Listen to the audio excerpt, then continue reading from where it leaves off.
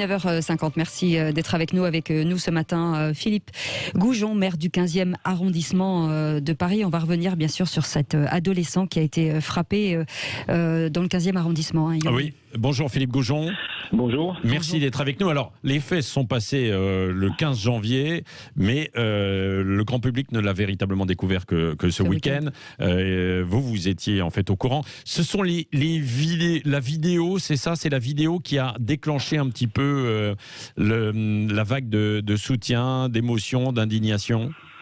Oui, je pense. Ce sont les vidéos des caméras de vidéoprotection que j'ai fait installer il y a quelques années sur la dalle, oui, qui ont déclenché ce phénomène de médiatisation, étant donné le caractère insoutenable des images où on voit des criminels essayer de mettre à mort un adolescent. Ouais.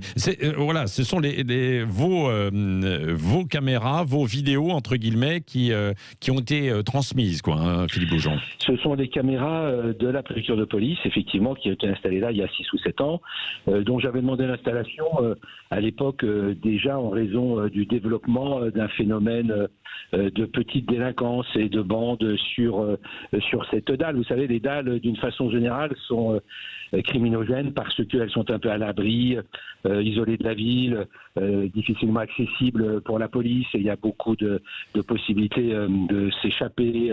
Il y a beaucoup de cachettes. Enfin bref, c'est la raison pour laquelle ces caméras sont très utiles, parce qu'elles vont peut-être permettre de confondre les agresseurs. Oui, parce que sur la dalle, il y a régulièrement des bagarres, des bandes qui viennent d'autres arrondissements ou d'autres villes. Non, parce que la bande dont on dit qu'elle est originaire de Vanves n'était pas du tout connue. Moi, je n'avais jamais entendu parler de cette bande. Elle n'a jamais agi sur le 15e à ma connaissance, donc on ne sait pas les motifs de sa présence sur cette dalle. Mais en revanche, il y a des regroupements de jeunes qui, sur cette dalle, comme je vous le dis, qui est pratique pour commettre un certain nombre de désordres publics, de petits trafics en cachette, sévissent depuis quelques années. Oui, c'est ça. Alors, qu'est-ce qu'on sait pour l'instant de l'enquête?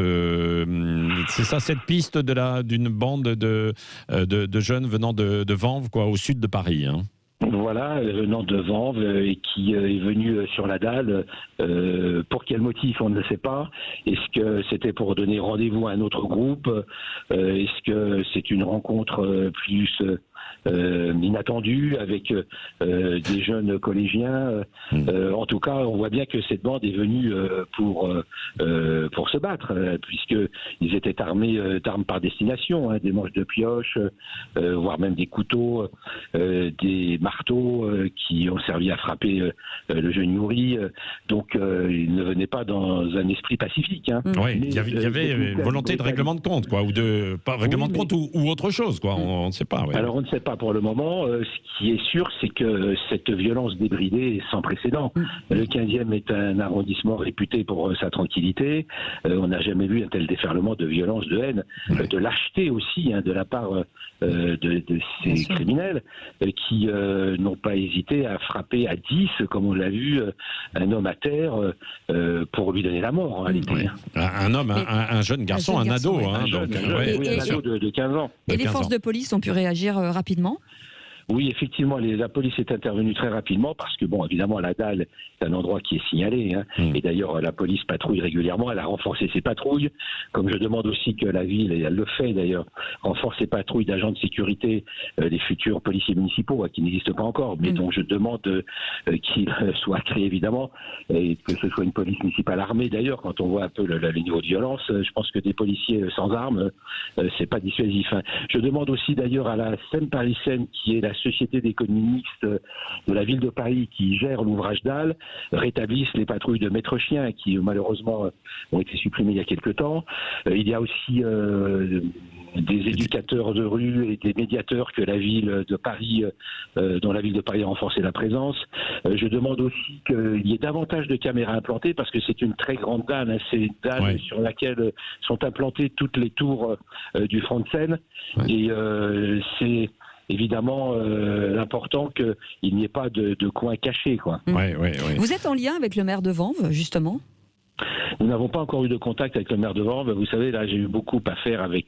D'ailleurs, j'étais ce matin au collège, je sors du collège où l'académie a dépêché une unité psychologique de soutien aux élèves et aux enseignants, parce qu'il y a non seulement un traumatisme fort, mais une sidération dans cet établissement. Même si je tiens à dire que les événements en cours n'ont rien à voir avec l'établissement scolaire, puisque tout ceci s'est passé en dehors de l'établissement, en dehors des heures scolaires, et les faits n'ont sûrement aucun rapport avec l'établissement. Oui, oui. Écoutez, merci Philippe Goujon d'avoir été avec nous ce matin. L'enquête continue. Yuri, donc lui, il est sorti entre guillemets d'affaires, c'est-à-dire que il s'est réveillé. C'est ça, Philippe Goujon. Oui, absolument. On pense qu'il ne sera pas paralysé, ce qui est quand même très important, évidemment, à savoir.